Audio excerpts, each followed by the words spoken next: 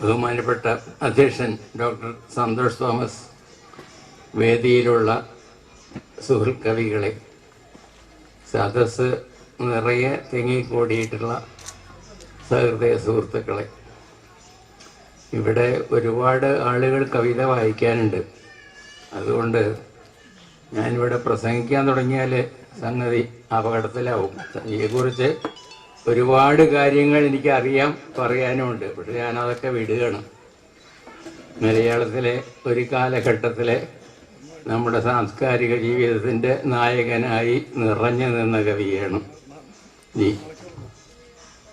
മലയാളത്തിലെ എന്നല്ല, ഇന്ത്യയിലെ തന്നെ സാഹിത്യ നിരൂപകന്മാരുടെ കൂട്ടത്തിൽ മുന്തിയ 3 പേർ, മാരാര്, മുണ്ടശ്ശേരി, സുകുമാർ അഴീക്കോട്, ഇവർ ഒന്നിച്ച് ജിയെ വളരെ ക്രൂരമായിട്ട് യുക്തിഹീനമായിട്ട് ആക്രമിക്കുകയുണ്ടായി.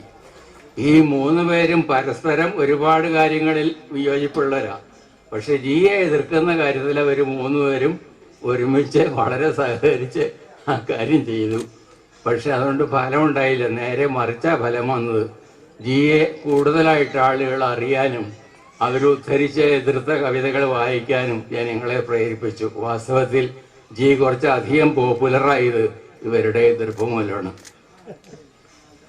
ഒരു കാലത്ത് മുടങ്ങിപ്പോയ മംഗളോദയ മാസിക മുണ്ടശ്ശേരി പുനരുദ്ധരിച്ചത് ജിയെ കുറ്റം പറയാൻ വേണ്ടി മാത്രമാണ്.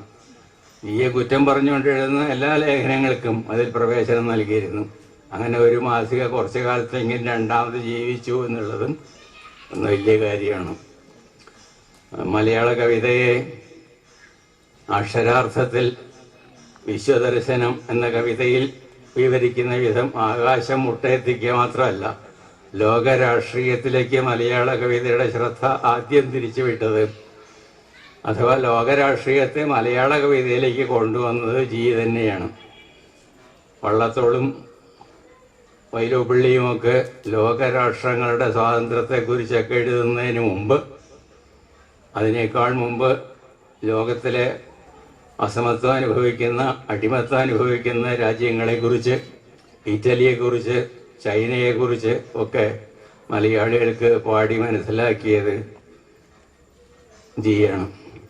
ജിക്ക് മുമ്പ് നമ്മളൊക്കെ മറന്നു കഴിഞ്ഞ ഒരു കവിയും ഗ്രീസ്, അയർലൻഡ് മുതലായ രാജ്യങ്ങളുടെ സ്വാതന്ത്ര്യ സമരത്തെ അനുകൂലിച്ചുകൊണ്ടും ആശീർവദിച്ചുകൊണ്ടും കവിത എഴുതിയിരുന്നു. അത് വളരെ മാമോത്പ്രിയമായ ഒരു നമ്പൂതിരി കുടുംബത്തിൽ ജനിച്ച നടുവത്ത് മകൻ നമ്പൂതിരിയാണ്. വള്ളത്തോളിന് മുമ്പ് ദേശീയ പ്രസ്ഥാനത്തിലേക്ക് വന്ന കവിയാണ് അദ്ദേഹം. അദ്ദേഹത്തിൻ്റെ കവിതകൾ ആരും ഇപ്പോൾ അറിയില്ല. എന്നാലും അങ്ങനെ ലോക കാര്യങ്ങൾ അറിഞ്ഞിരുന്ന അപൂർവം ചില കവികളിൽ ഒരാൾ ജിയാണ്.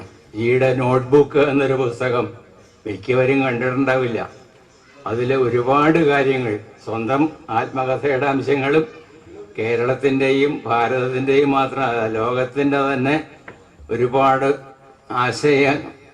ആശയങ്ങൾ കൈകാര്യം ചെയ്യുന്ന ഒരു ചെറിയ ചെറിയ കുറിപ്പുകളും കുറച്ച് നീണ്ട ലേഖനങ്ങളുമുള്ള പുസ്തകങ്ങളാണ്. വേറെയും ഗദ്യകൃതികൾ ധാരാളമുണ്ട്. കവിപൂജ എന്നാണ് കവിതയുടെ പേര്.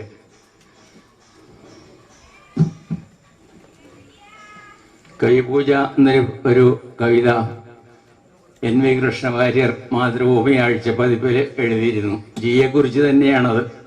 ജിയെ ജ്ഞാനപീഠ സമ്മാന ലബ്ധിക്ക് ശേഷം ഒരുപാട് പേർ പരിഹസിക്കുകയും അവമാനിക്കുകയും ചെയ്തപ്പോൾ കവിയെ പൂജിക്കുന്ന ചില സഹൃദയർ കേരളത്തിലുണ്ടെന്ന് വിളിച്ച് പറയുകയാണ് അവിടെ.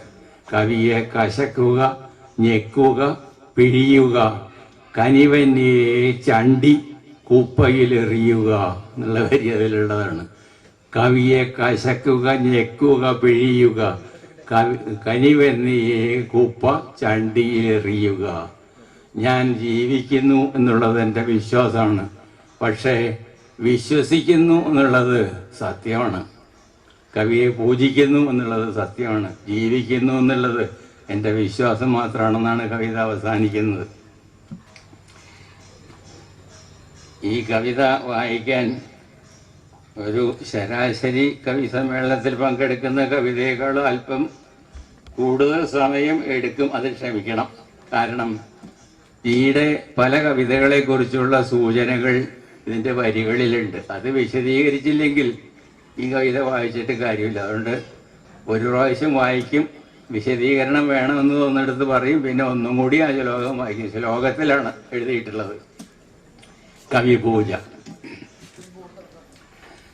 തന്നാമം കൊണ്ടു തായ്നാടിനു പുകളതിരില്ലാതെയാർജിച്ചു വച്ചാർ എന്നാളും കേരളത്തിനഭിമത സുതരം രണ്ടുപേർ ശങ്കരാഖ്യർ. ഒന്നാമൻ ബ്രഹ്മവിദ്യാപടു വടു ധിഷണാശാലിയാം സൂത്രകാരൻ. പിന്നാലെ വന്നിതോടക്കുഴലൊടു കവിതാവേദിതൻ സൂത്രധാരൻ. രണ്ട് ശങ്കരന്മാര്. ആദ്യത്തെ ശങ്കരൻ ആദിശങ്കരൻ, ഇവിടെ തന്നെ ജനിച്ച ആള്, കാലടിയിൽ. അദ്ദേഹം ബ്രഹ്മസൂത്രത്തിന് ഭാഷ്യം എഴുതിയ പ്രസിദ്ധനായ പണ്ഡിതനാണ്. പിന്നെ കവിതാവേദിയുടെ സൂത്രധാരനായ ജി. രണ്ടുപേര് ശങ്കരന്മാർ. അടുത്ത ജ്ഞാനപീഠ സമ്മാനം നേടിയത് വേറൊരു ശങ്കരനാണ്, ശിവശങ്കരപിള്ള തകഴി. പിന്നെയും ശങ്കരൻ തന്നെ, ശങ്കരൻകുട്ടി പൊറ്റക്കാട്. അങ്ങനെ 3 ശങ്കരന്മാര് ജ്ഞാനപീഠ സമ്മാനം ആദ്യം മലയാളം നേടി. അതിനു മുമ്പ് ആദിശങ്കരനും. വെന്നു സർവജ്ഞപീഠം സകല കലയിലും വൈഭവം കൊണ്ടൊരാൾ കൈവന്നു വാണീ ഗുണത്താലപരനു മഹിതജ്ഞാനപീഠപ്രസാദം. അന്നൂറി തായ്മൊഴിത്തൂമിഴികളിൽ അഭിമാനാത്ഭുതാഹ്ലാദ നീർമുത്ത് ഇന്നൂതി കൈരളിക്കൈത്തിരി നിയതിഹിതം കേഴുകൻ കേരളാംബേ. തേരിൽ പോകുന്ന തേജോമയനു ഹൃദയമർത്തിക്കുമ സൂര്യകാന്തിത്താരിൽ ധീരാനുരാഗോൽപ്പണ പരിമളമായി തൂപ്പുകാരിക്കു ചൂലായി പാരിൻ നാണം മറയ്ക്കാൻ അലസധനികരെ പോറ്റുവാൻ വേർപ്പൊഴുക്കുന്നോരിൽ ചോരത്തിളപ്പായി പല വടിവിലുമാവാണിയെ കാണുമാറായി. സൂര്യകാന്തി, തൂപ്പുകാരി, നാളെ മുതലായ കവിതകളെക്കുറിച്ചുള്ള സൂചനകളാണ് അതിലുള്ളത്.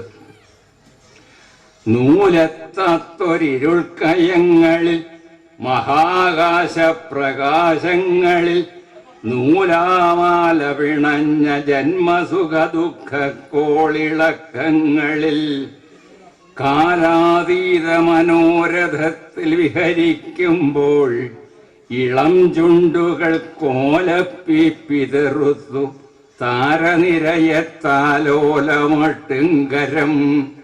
വളരെ ഗഹനവും ഗംഭീരവുമായ കവിതകൾ എഴുതുന്നതിനിടയ്ക്ക് ഓലപ്പിപ്പി, ഇളംചുണ്ടുകൾ എന്ന 2 കാവ്യസമാഹാരങ്ങൾ കുട്ടികൾക്ക് വേണ്ടിയും അദ്ദേഹം എഴുതിയിട്ടുണ്ട്. വളരെ ലളിതമായ ഭാഷയിൽ.